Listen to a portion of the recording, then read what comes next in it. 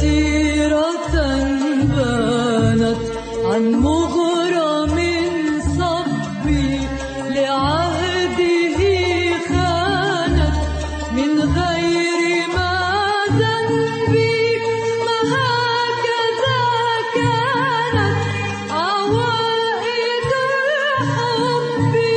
لا تحسبوا البعد يغير العهد إذ